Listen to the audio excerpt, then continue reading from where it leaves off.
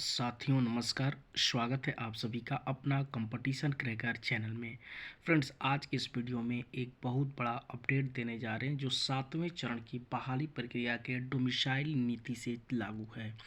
Friends, आपको बता दें कि डोमिसाइल नियम जो बना हुआ है नियमावली 2023 में, उसमें क्या बातें लिखी गई हैं, क्या वाकई में डोमिसाइल जो नियम है वो बिहार से समाप्त हो चुका है या नहीं समाप्त हुआ है।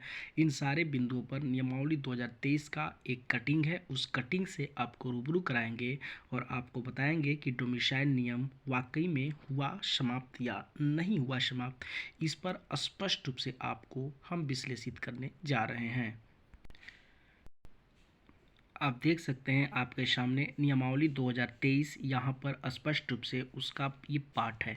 इस छोटे से पार्ट में डोमिसाइल नियम के बारे में बातें लिखी गई हैं। हम ये बात को स्पष्ट रूप से आपको समझा देते हैं। देखिए क्या लिखा है। स्थानीय निकाय उच्च माध्यमिक शिक्षकों, शारीरिक शिक्षकों, कंप्यूटर शिक्षकों, संगीत शिक्षकों, विशेष शिक्षकों, ललित कला शिक्षकों, नृत्य शिक्षकों, पुस्तकालय अध्यक्षों, प्रयोगशाला सहायक, प्रारंभिक शिक्षक। आप देख सकते हैं ये प्रारंभिक शिक्षक की बात कही गई है।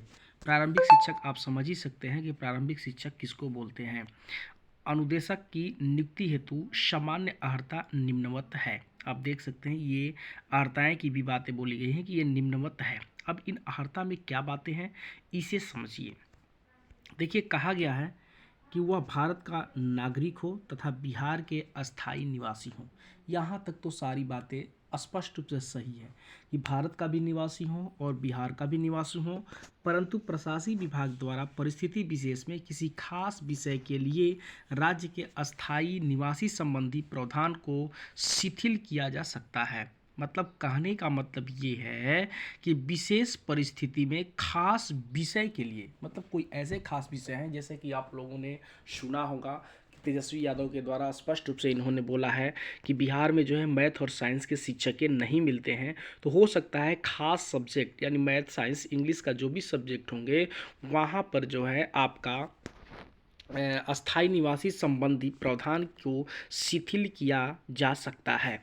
लेकिन अब यहाँ पर बहुत सारे लोग ये सोच रहे हैं कि केवल 10+2 में ये बातें हो सकती हैं। तो यहाँ कहीं भी स्पष्ट रूप से ये बातें नहीं लिखी गई है कि 10+2 में ही ये बातें होंगी। ये बातें प्रारंभिक में भी हो सकती हैं, मिडिल में भी हो सकती हैं, 9, 10, 11, 12 में भी हो सकती हैं।